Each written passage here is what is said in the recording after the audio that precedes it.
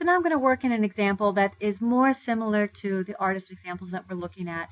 And this is more in the direction that I want you to go for. I don't really want to see pictures with sock monkeys in it. We just did that for practice, in part because Soft Monkey had some great curves and it was a good practice for working with the pen tool.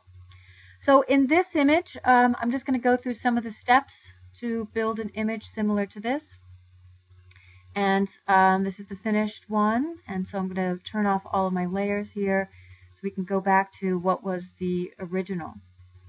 So the original, I have to disable my layer mask here. This is the original image that it starts with, and it's combined with the same sky image, and then there is a cathedral in the background.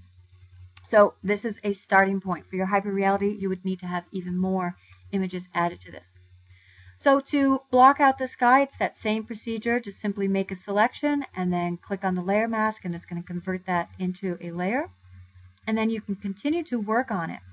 So remember, you have, when something like those tree edges that you're trying to get rid of, I highly recommend working with that refined radius brush that allows you to go in and kind of touch up those edges and make the edge of that radius a little bit more accurate.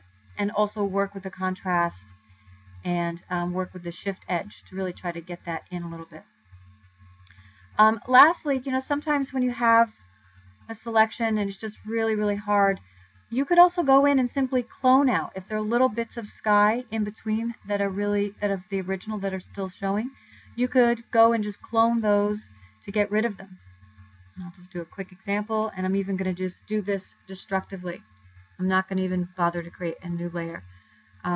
So if I just take like a small section here, and I just want to kind of go over and get rid of some of those little bits of sky that's showing up in the background. It's perfectly acceptable for small amounts like this. I'm just going to go and touching that up. Okay, so that's how I was able to replace the sky here. And now the next thing is that cathedral. So this is the end result of the cathedral in the background. Actually, not the full end result. That is. And so let's go backwards here.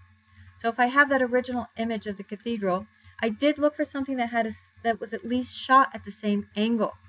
You can see that this bridge image here is shot from the right hand side and has a slight perspective to it.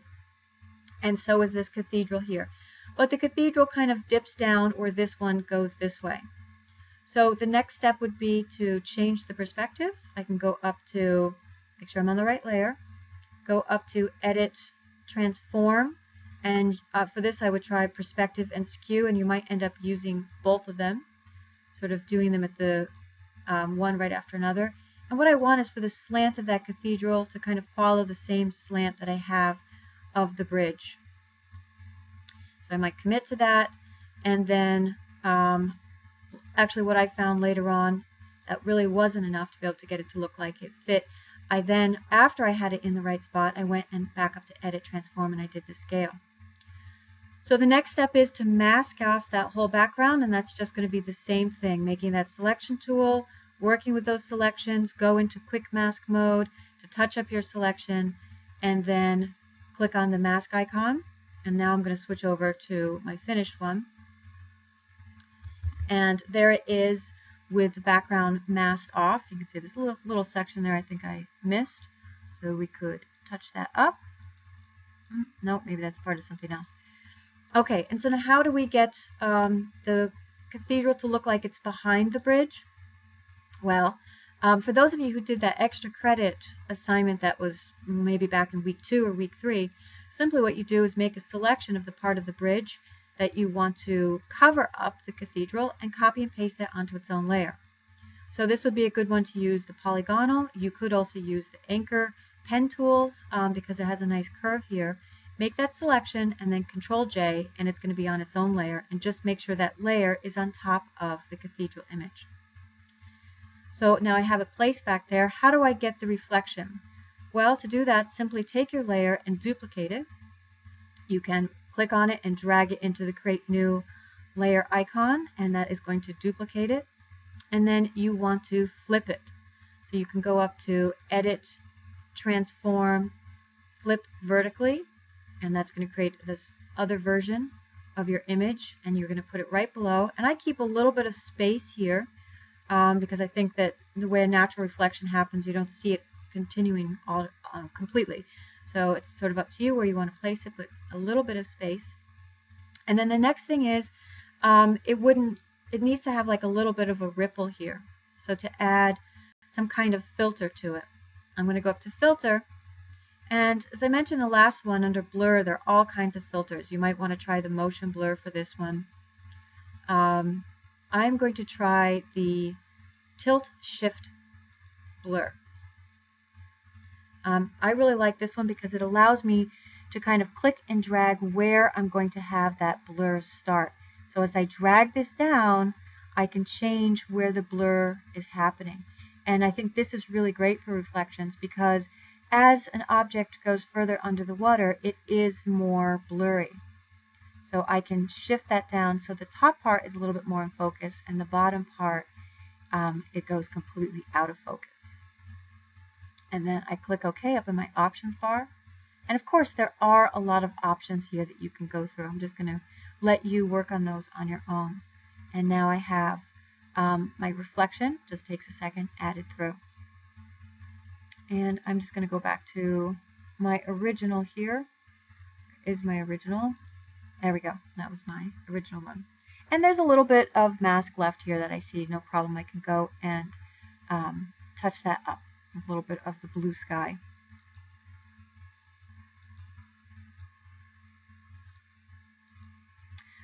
So now moving on, what else could I do? I have my sky showing through, and I have my cathedral put back here, and I've changed the perspective a little bit of my cathedral, and I made a reflection, and I put a blur on it.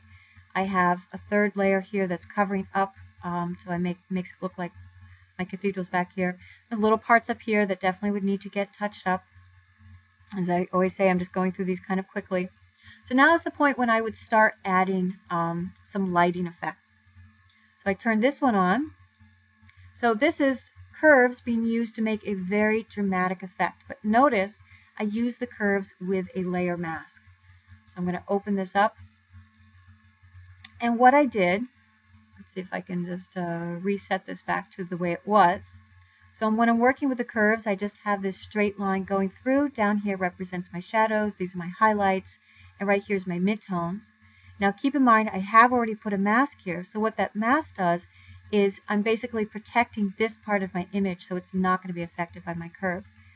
And I'm going to click into the middle section, my middle tones, and I'm going to drag it down. And that's what creates kind of a very high contrast image and can make for a really dramatic effect.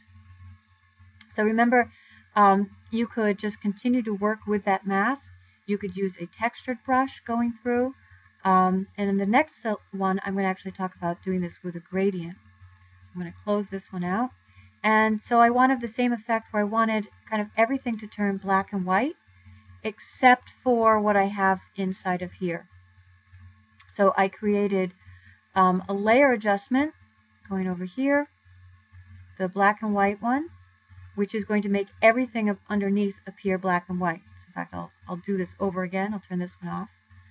But what I'm going to do is I'm going to add a gradient into my mask. And one thing we haven't talked about yet is how to add multiple gradients into a single mask. I'm going to take my gradient tool and I'm going to switch to the radial gradient because I want it to be more circular here. And all I need to do to be able to add multiple gradients is to make sure up here that I have chosen the black foreground to transparency. It won't work if I have it on white. And now I could have multiple gradients added to this image. So now this is how I can get a couple of different sections here. Maybe I just want to have a couple of sections showing through with some color. So remember, the idea with the hyperreality is it should look real, but yet we understand that it can't be real because it's surreal. It's too real.